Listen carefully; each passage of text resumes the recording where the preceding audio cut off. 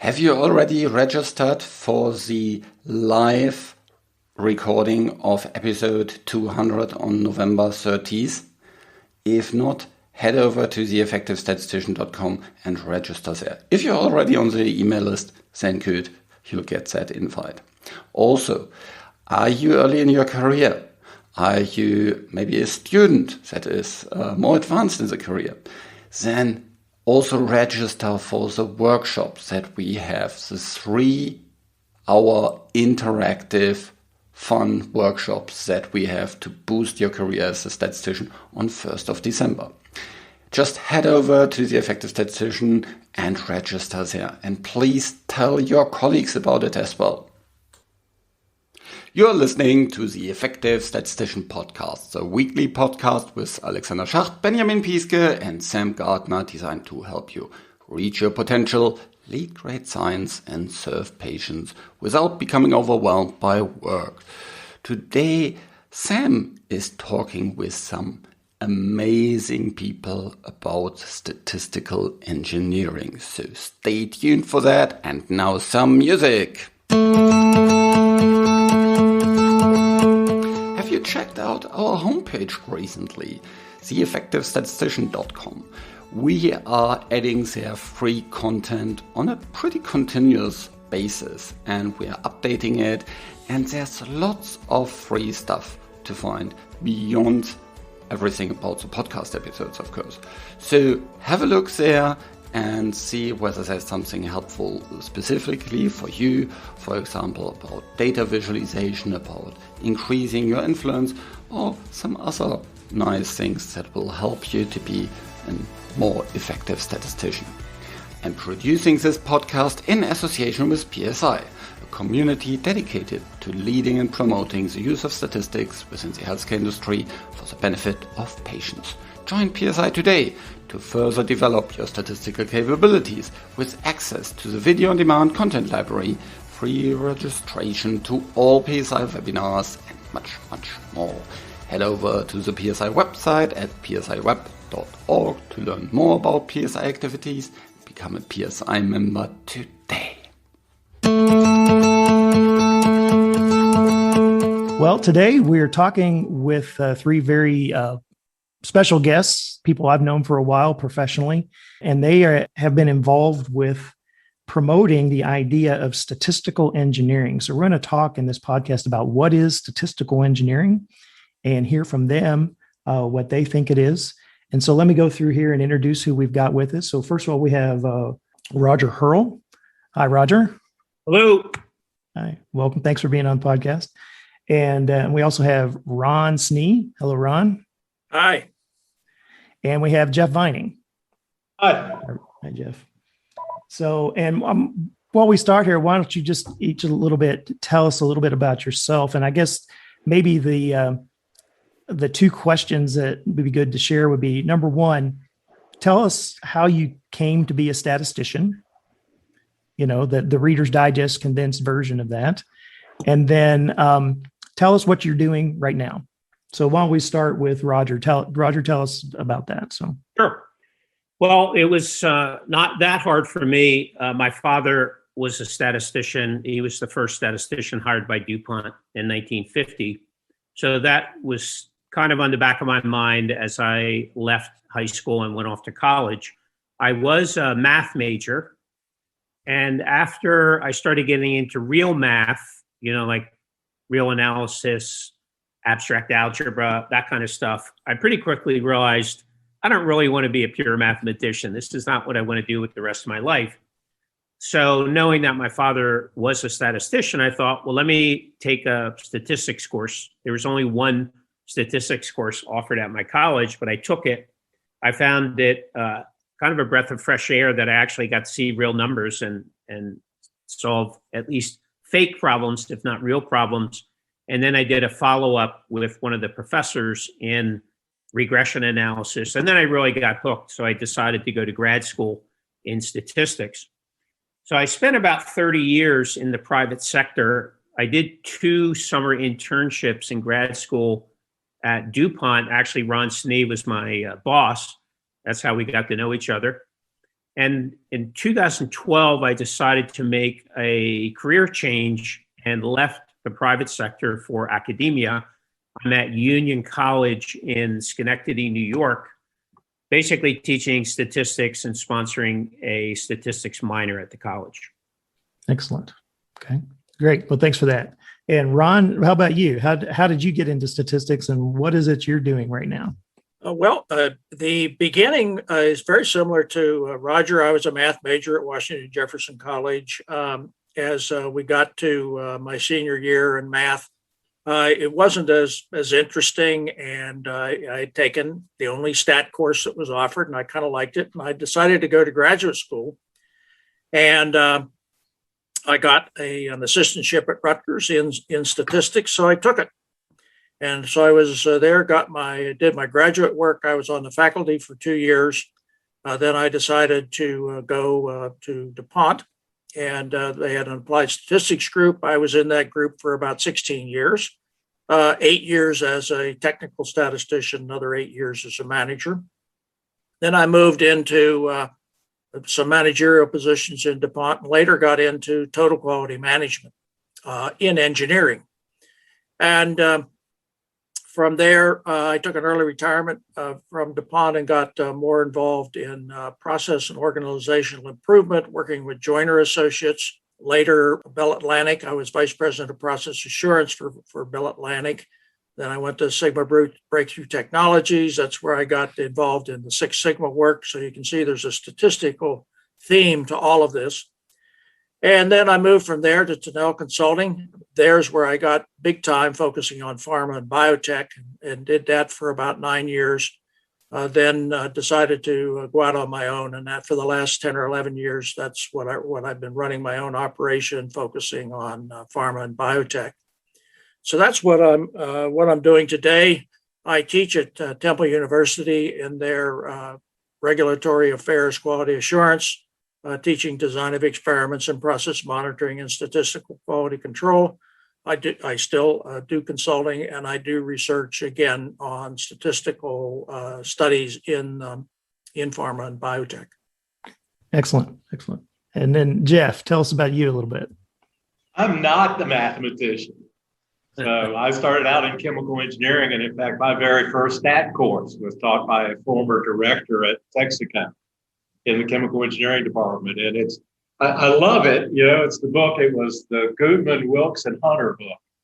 And of course, the first major statistician I ever got to meet was Stu. So it's kind of Right. sweet. I got interested in statistics as an undergraduate.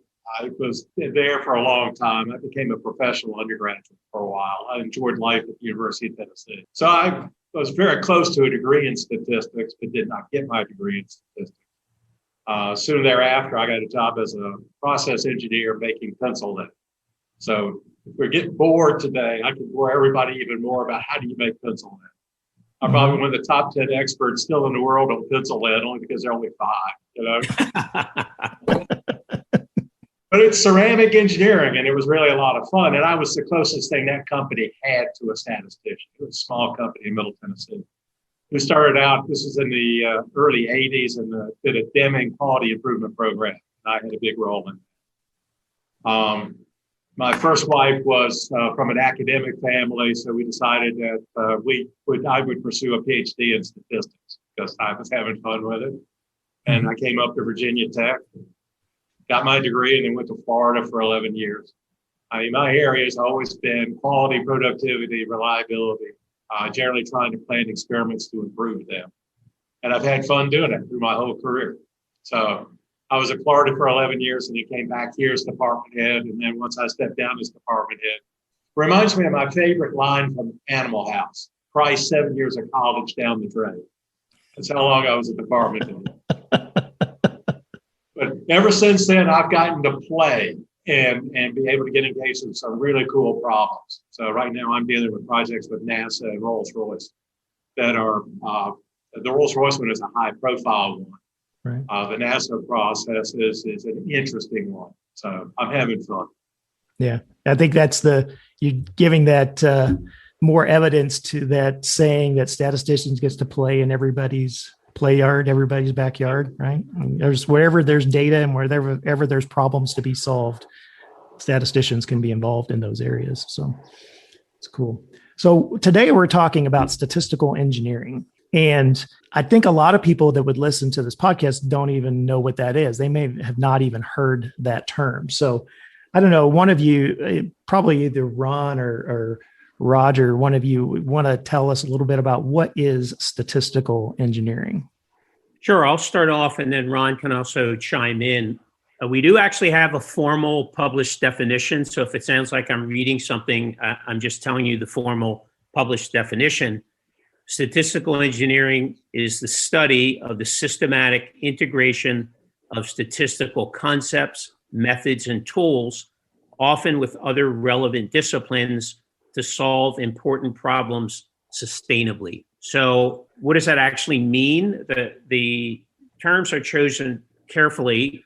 We refer to it as a discipline. That is, it's the study of something. It's not a collection of tools. It focuses on integration.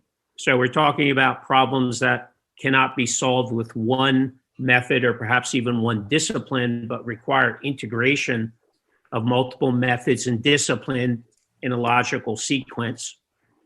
And we're talking about solving important problems sustainably. So it's very much problem oriented as opposed to tool or technique oriented. So when we talk about statistical engineering, we're not focusing on a given set of tools. How do we apply these tools? But we're really talking about how do we take a complex problem and think about engineering a solution to that, utilizing a variety of tools that might be necessary. Okay.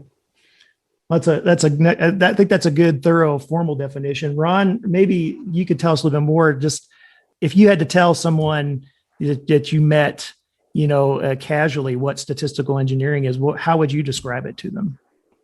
Well, I would describe it that we're use statistical engineering that when you're attacking large, complex problems. And Roger has mentioned that you've got to get a solution that is sustainable over time. And so you need a way of doing that. And you basically, Roger hinted at this, as statistical engineering is tool agnostic. We use whatever tools are needed. And we have no favorite tools, or another way of saying it, the only ones that are favorites for us are the ones that work in a particular problem that we're working on. I think the other thing that I would say is it's not quite in the definition, although it is. It says about the relevant sciences, and probably the most relevant science. There's two relevant sciences for almost any problem. There is the subject matter of the particular problem, the science of the particular problem, and computer science. We think it's really important to embed the solutions in computer systems, which can help sustain the solution over time. Okay. So as you say that and you describe that, I think, well, that's a lot what statisticians do in many ways. A lot of times when they're involved with solving problems, they do that. And so, how did you come up with this idea of statistical engineering, and maybe what distinguishes it from just in general working as a statistician? Before we do that, I think it's important to see go back a little bit further before Roger's going to give you an answer to that question. I can see him; he's really champing at the bit. Yeah. Where this all got started was 2008. Technometrics published a panel discussion on the future of industrial statistics. And this group identified a lot of problems, and there are a lot of problems related to the future, but they really didn't identify any solutions, at least as far as Roger and I were concerned. And after we thought about it a while, we felt that the real strategy, the thing we needed to focus on, was working on statistical studies which had greater impact than what was particularly being done at the time, and even still today. And the reason for that is simply, if you want attention, you work on something that's important to deliver a good solution, you will get attention. So we went about working on how to go about doing that, and came up with the idea, well, we want impactful problems. They're going to be large, complex, and unstructured. And so then we invented the whole idea of statistical engineering. the term came, as Roger said, was the whole idea of about engineering a solution. And, it's going to be a statistically based solution. So we published our ideas in a series of papers that came out in Quality Progress and Quality Engineering in 2010. And then it's kind of gone on from there. Okay. Yeah, so I'm going to follow up with some comments from Michael Jordan at Berkeley, who gave a talk where he included a slide on statistical engineering. And then I'm going to defer to Jeff, because Jeff is a chemical engineer. And we feel the analogy between chemistry and chemical engineering is a good one for the differential between statistics and statistical engineering. They're not competitive, but rather they're synergistic.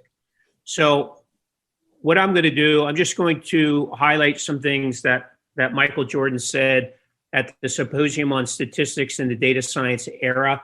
This is a talk he gave at the University of Michigan, September 20th, 2019. So the title of the slide is Statistics as a Problem-Solving Culture. Engineers pride themselves on solving problems.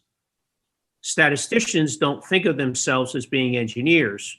We aspire to be scientists discovering truth. But often society needs us to solve problems to carry out the statistical analog of building a bridge or electrifying a city. We're often kidding ourselves regarding discovering truth. So let's embrace being engineers and think about what statistical engineering could look like as a counterpart to statistical science. So rather than studying the fundamental laws of statistical methods or their application, statistical engineering is looking at how can we solve these large complex problems utilizing a variety of methods, statistical and non-statistical, to achieve a desired outcome. Oh, with that, okay. I'll pass to Jeff. Yeah, Jeff, that'd be good to kind of maybe contrast like what chemistry versus chemical engineering, and maybe that would be a good way to think about then statistics versus statistical engineering. So, amen, and that's from where I come.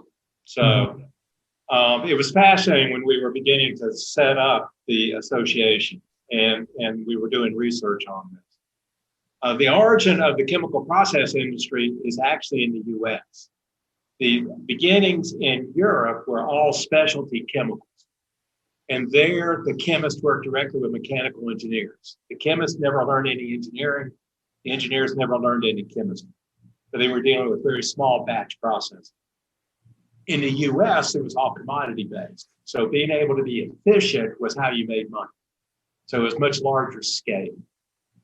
So actually, the origins of chemical engineering is that from MIT, from what was called Course 10, which was in the chemistry department for many years until they finally spun off as a separate department.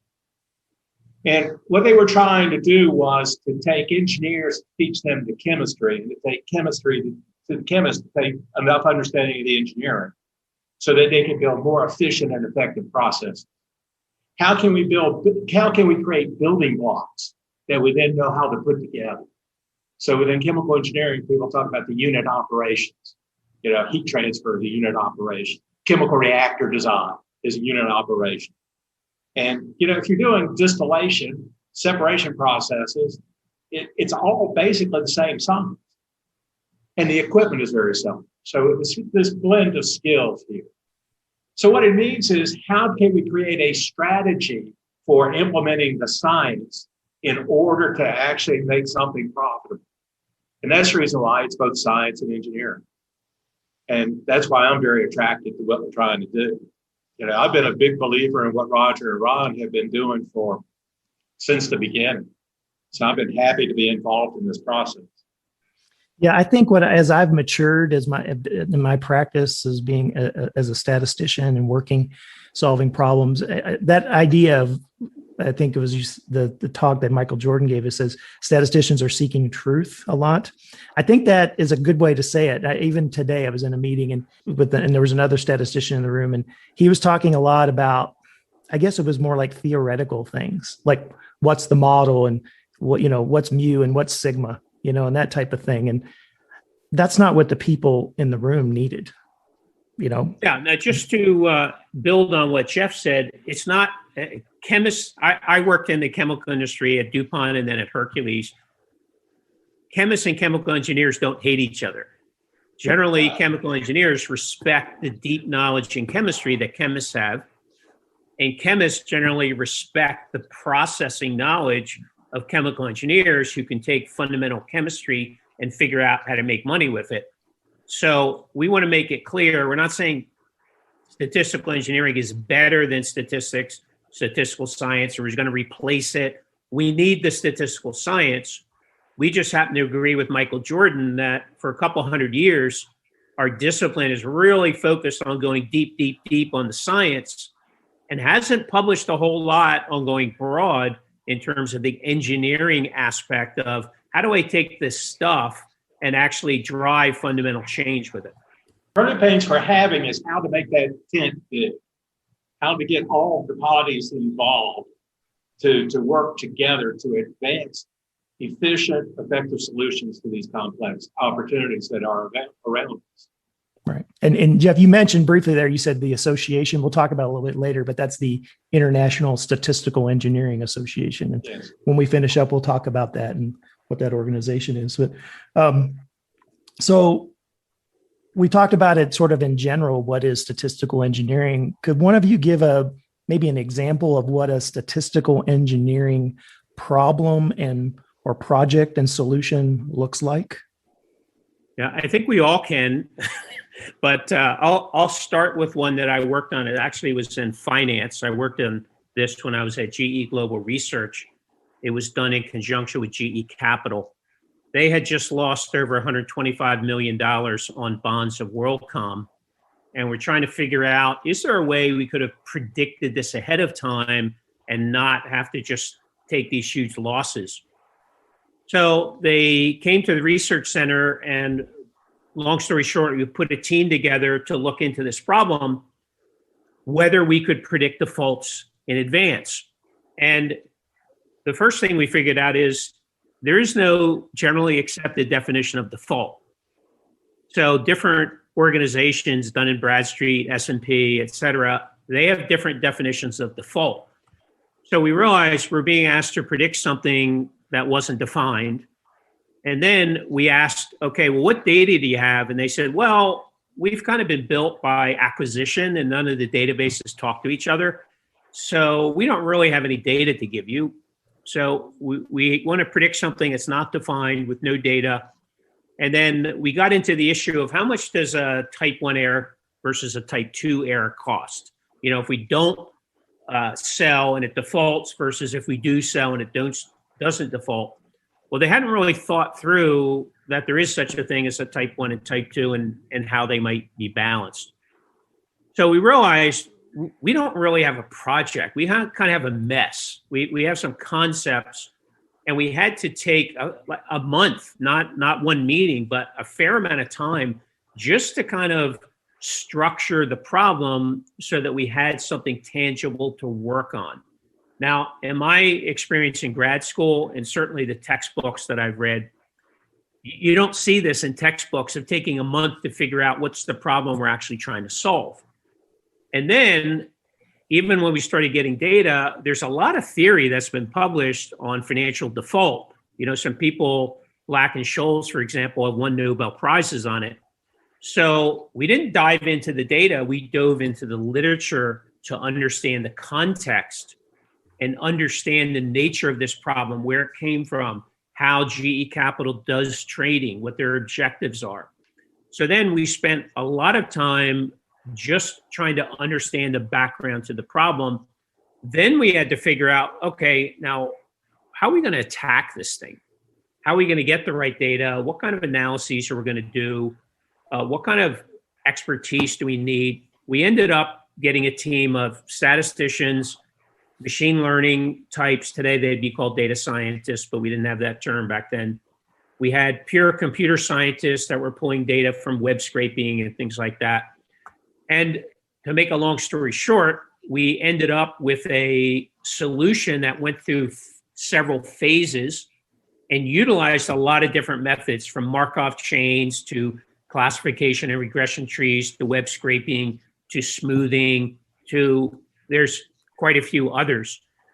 So it doesn't really resemble any of the textbook problems that I've read because of the difficulty in getting started in the first place, the breadth of the problem, the personalities involved. We actually had an international team from India, from Stamford, Connecticut, and from New York that we had to coordinate. So this is one where we really had to pull together, link, and integrate multiple disciplines in order to come up with a viable solution that would actually be sustainable over time. Right. And when you say sustainable, was the output some sort of prediction system that would be used on a routine basis? Yes, it was. It was an output predictions.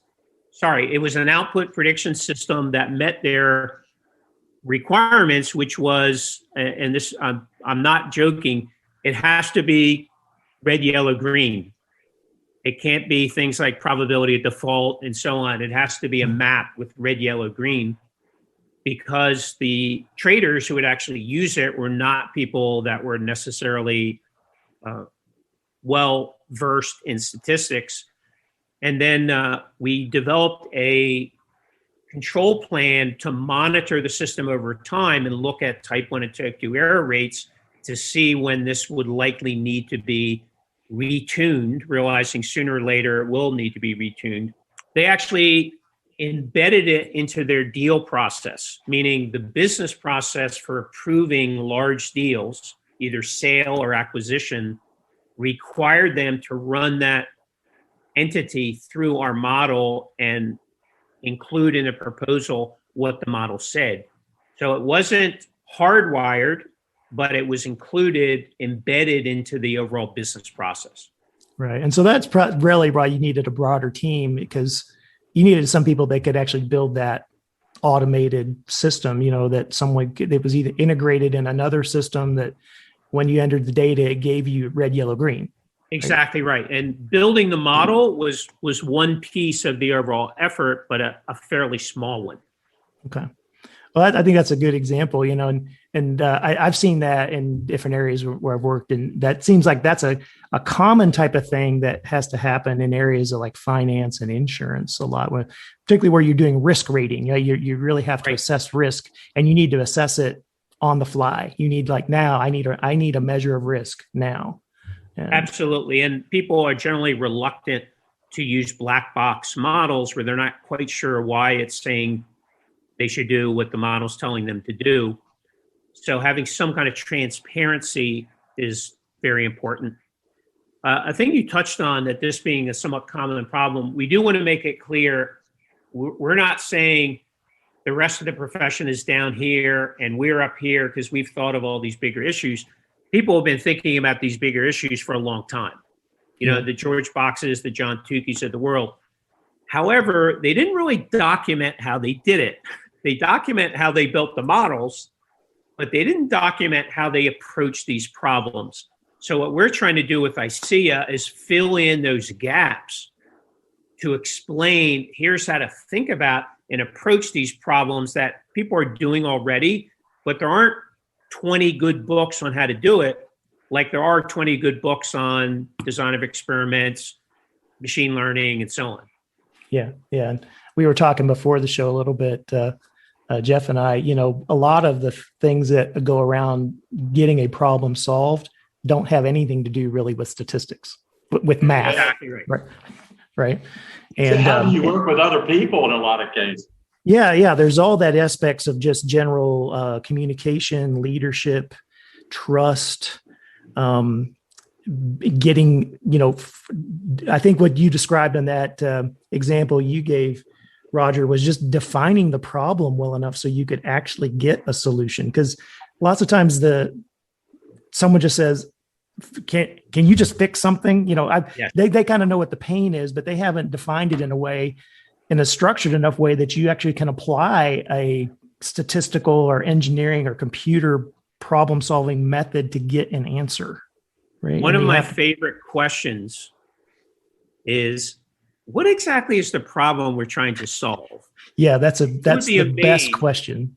how many Yes. meetings I've been in where that creates an awkward silence in the room because people suddenly realize they're not quite sure what problem we're trying to solve, or they each have their own idea, but they're different from what the other people are thinking. It takes 3 to 6 months to resolve it because nobody had thought about it. Exactly. Yeah. Ron, any other, examples or things you want to mention about, what does a statistical engineering task or project look like? Yeah. And I think the way I've been sitting here thinking about your one of the audiences is the clinical studies. Mhm. And I think it's a great opportunity for using statistical engineering. And why do I say that? With my background, I spent 8 years in pharmaceutical development in DuPont. And then actually I was leading the statistics organization doing that work. And then consulting work, I also did clinical trials for some of the big pharma companies. But all right, so statistical engineering, what do you look for? Well, the first thing you look for is that big problem, that important problem. And in a pharmaceutical company, you can argue that once you have a pharmaceutical, the biggest problem is getting it developed and getting it to market. So it's certainly an important problem. It's high impact because there's millions of dollars involved in these. I think the biggest spend of money is in the pharma, the development area. So it's high impact. You look for one where there's a number of organizations involved. And clinical has had a number of different fingers in the pie, both internal to the organization and external. And then you bring in a research organization to do these studies, and you got another organization. So you got multiple organizations, and what happens is you have multiple fingers in the pies, multiple agendas, and there's all kinds of politics. And a rule of thumb that I use, some people ask, well, when is politics a problem? Well, politics occurs whenever you have at least 2 people talking to one another. You will have politics. So, and if you have 20 or 30, it goes out of sight. And then, of course, you're looking for something that's data-based because we want to use data to solve problems. But I don't know. I wouldn't be afraid to tackle a problem that was important and had a lot of organizations that didn't have data associated with it because I'd find some data someplace. So those are some of the things that I look for. Roger and Jeff may have some other ideas. Well, and I think in pharma, like in that area of clinical trials, there are lots of problems that are common across clinical trials, right? You're always facing the same problem. Like, for example, in the enrollment rate, how quickly can you get people enrolled in the clinical trial? And maybe a statistical engineering problem would be, how can we make the process of enrollment more predictable? Every clinical group I talk to, that's one of their problems. How can they do that more effectively? Yeah, and also, how can we make the process of doing that easier as well? What I was talking about today is what we've got again in a meeting where it seems like now every time we've got a problem to solve, every problem solving effort is a new project. And a lot of it has to do is because we don't have good data. We don't have organized data. So it's always like, we got to go hunt down the data and find where the data is and get it organized. Well, maybe the statistical engineering problem to work on is how can we have better organized data and easier retrieval of data so it's ready to be analyzed, right? Learn from that experience and teach others how to do it. That's what we're trying to do with this discipline. Let's not do these one-offs. Let's learn and let's teach.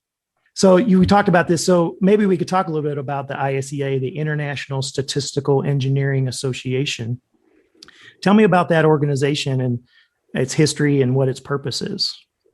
Yeah, Jeff was really the person that spearheaded this effort. So, Jeff, Ron and I are going to defer to you. I appreciate that. I'm a catalyst. That's how I operate. And I was the point of reaction for this.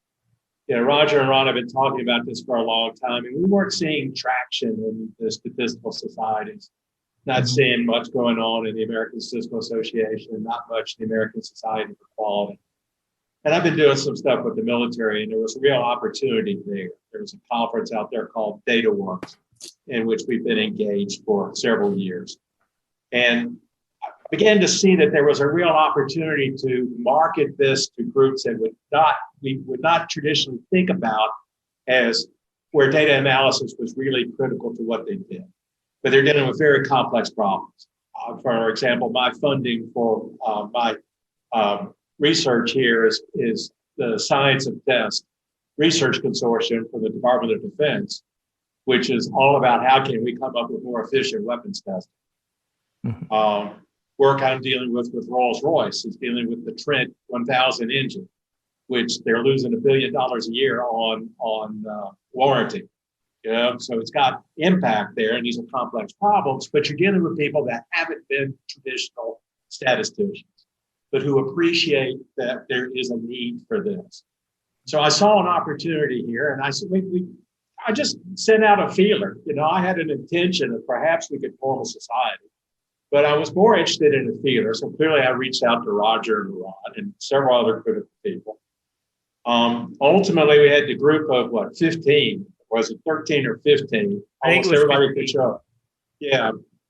And we met in December a few years ago, and that was the real origin of the society. But it was the right time, it was the right moment. We had a critical mass of really good leadership, and it's taken off pretty well. The pandemic has not helped. I know it's hurt me because my bandwidth is down to 0.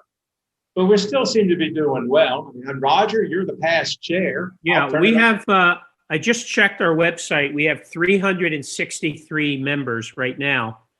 Now, the organization was actually incorporated, if I'm not mistaken, in 2018, end of 2018. Middle year, July. So middle of the year, 2018. And then something we do that not everybody does, we actually purge our membership roster. At the end of the year, we send all members an email asking if they want to continue. It's free, by the way. But if they don't respond, yes, I'd like to stay as a member, then they're purged because people move on, they retire, they pass away. And some organizations have a lot of members, but none of them are really active anymore.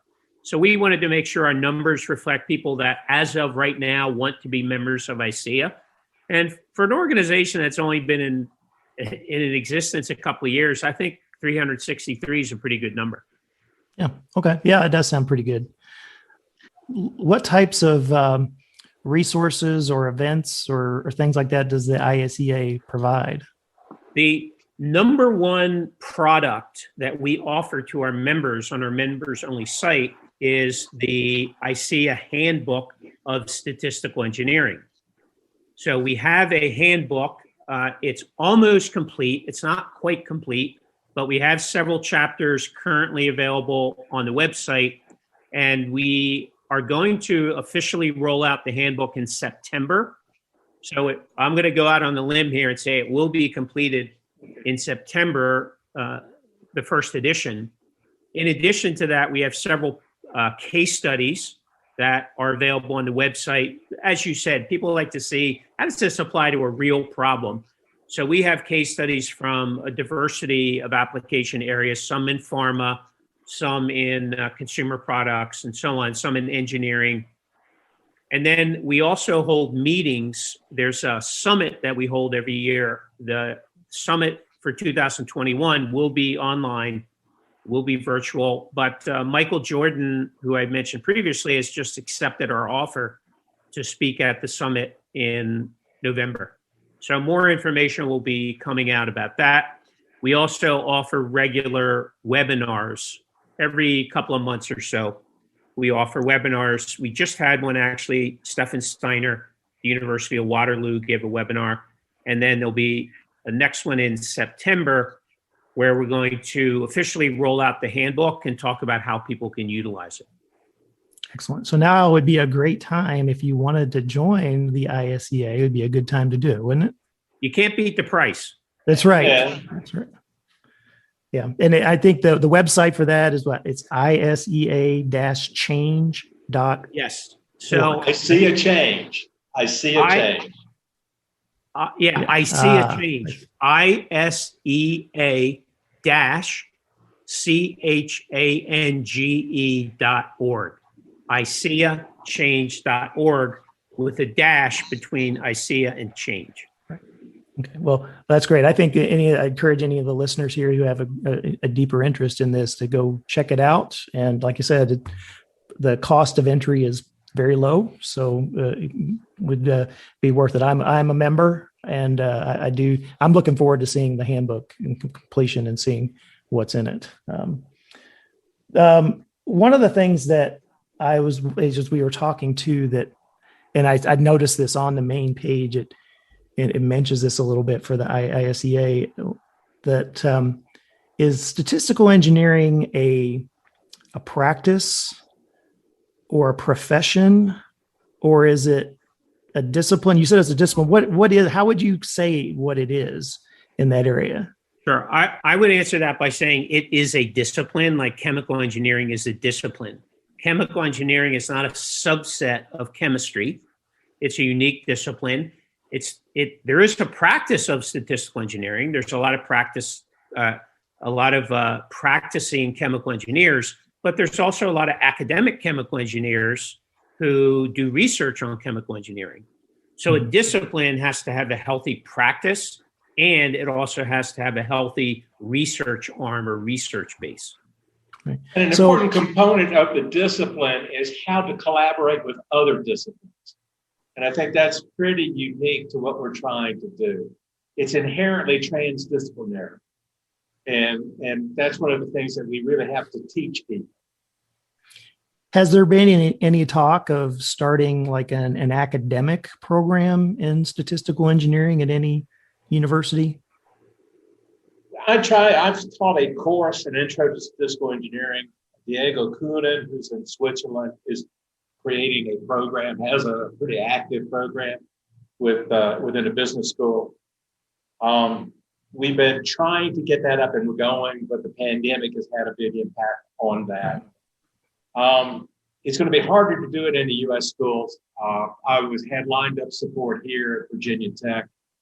Kwok Sui is now here in industrial engineering. We've been trying to do something collaboratively between statistics, industrial engineering. Actually, mechanical and aerospace are really interested. It's coming back to my Rolls-Royce projects. I'm getting more traction from the mechanical engineers, believe it or not, than from the industrial engineers, because they see the need. Right. But we're nascent. We're learning. Yeah, it's very cross-disciplinary, and that's it. Even though it is a discipline in and of itself, it really crosses the boundaries of potentially a lot of other academic and professional disciplines. Absolutely. Learn how to communicate across those boundaries. Mm-hmm. Right. So if someone who's working as a statistician now, and let's say a statistician in the pharmaceutical industry, and they wanted to start learning really how to do statistical engineering and start doing it, what would be some good next steps for them? I'd recommend they pull down the first couple of chapters of the handbook from the ISEA website and also go through some of the case studies. There is a pharmaceutical case study in there, so they'll get a sense of how does this actually apply to a real problem, especially in pharma. And I'm going to go out on a limb and predict what they're going to notice is the technical problem of here's the data, we have to fit a model to it. It will be there, but it will be a fairly small part of the overall effort. Whereas traditionally with statistical case studies, there's a 1-paragraph description of the problem and then 10 pages of data analysis and a model, and very little said after that about what was actually done with the model once you developed it. So what you'll notice in these, there is the technical problem, the data, the modeling, that's part of it. but you'll see a lot more discussion of how do we figure out what is the problem we're trying to solve? Where did the data come from? What were the limitations? Once we had a model, what do we do with it? How do we convince people that it should be used and figure out where to use it, work with those organizations to get it used, and so on? So I think they'll see we're talking about something broader than perhaps what they're used to with a statistical case study. See, with a statistical case study, the whole idea was to showcase the theory. Here, ideally, we're showcasing the sustainable solution that came out of this whole process. Excellent. Okay, well, great. Again, it seems like you've got developing a lot of good resources there for people to use, and that would be a good place to start, is go to the IACA. I think there's one other thing that needs to be added. What's that, Ron? Again? Oh, Yeah. We're on the edge of our chairs, Ron. The thing that needs to be added, that it's good to do what Roger said, but I wouldn't do that very long without going in my organization and looking for an important problem that needs solution. And what you're going to find is, once you find it, it's going to be a mess, as Roger said. So it's going to need to be structured. You as a statistician, you're going to see all kinds of things that you don't know how to attack. You get some answers off the website and so forth. You can talk with people, but I think the best way to learn how to do it is to do it. Right, and just struggle with it too, right? Yeah, struggle absolutely. through doing it. Absolutely, And record the journey. You know, we have to talk about the journey, because that's where the learning is. Yeah. Oh, yeah. Yeah. Mm-hmm. Yep. Yeah, I think that's a great knowledge sharing within an organization and even across organizations about that aspect of the practice of what we do. Maybe that's sometimes lacking.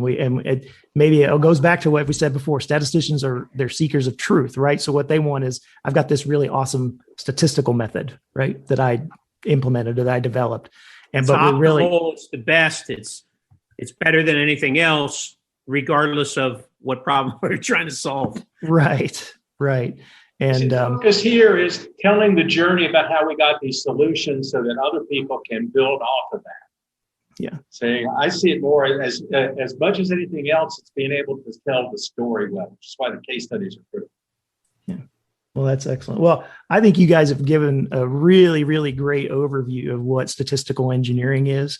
I'm really hopeful going forward, this becomes more noticed as a discipline, right? More people, maybe even people, you start seeing people having a job title as statistical engineer. Yeah, that would be I think that would be a big step forward if this is going to move forward as a really a new discipline that people follow. I don't know if as a group that is statistical engineering. Okay. And it's been in existence for about 10 years. Wow. Well, see, there you go. It's already there in some place. I have not come across that in my experience, but mostly in pharma. But I wonder too if there's a little bit of just concern about using the word engineer for someone who doesn't have a formal degree in engineering as well.